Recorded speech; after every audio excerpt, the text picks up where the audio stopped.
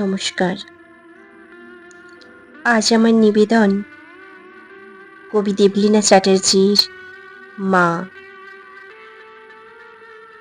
একটা জিনিস খেয়াল করেছো মা?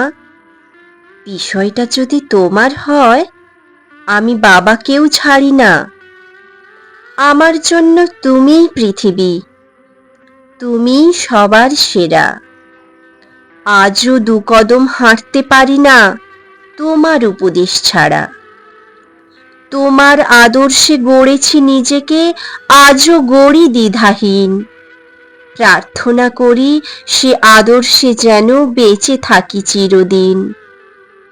আমি সুন্দরী কেন জানো তো মা? এই কথাটির থেকে তোমার মতন দেখতে হয়েছি, এটা বেশি ভালো লাগে। তোমার মতনই শাড়ি ভালোবাসি, 3 বেলা ভাত খাই। তোমার মতনই কাজের ফাঁকেতে আনমনে গান গাই। গ্যাস কমিয়ে মাংস কষাই, তবু তোমার মতন হয় না। তোমার হাতে রান্নার সেই গন্ধটা পাওয়া যায় না। তোমার মতনই জোড়া ভ্রু রাখি, এলো খোঁপা করি চুলে। এত কিছু করি শুধুই তোমার মতো হতে চাই বলে। বেশ কবছর আগে আমায় সুশিক্ষা দেবে বলে নারীর নীতি বলে একখানি বই কিনে দিয়েছিলে। পড়েও ছিলাম কয়েক পাতা, বাকিটা দিয়েছি ছেড়ে। 2 পাতা পড়েই মনে হয়েছিল, কি করব এটা পড়ে?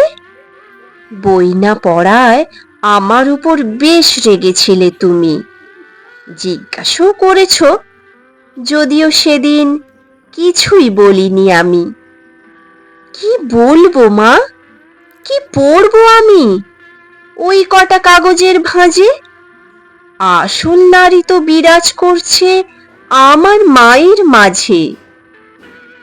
জানো তো মা, ওই বইটার প্রতিটি পাতার কথা মনে হয়েছিল তোমায় নিয়েই, তোমায় ভেবেই গাঁথা। ওতে বর্ণিত প্রকৃত নারীর সকল উপমাগুলো পড়ে দেখলাম তোমার সঙ্গে একেবারে মিলে গেল। আমি হাসতে শিখেছি, বাঁচতে শিখেছি আবার নতুন করে, কারণ তুমি এই হাতখানি দাওনি কখনো ছেড়ে। ভুল করে গেছি বারবার কত, শুধরে দিয়েছ তুমি। আর জন্মেও যেন তোমাকেই পাশে পেতে চাই আমি। আর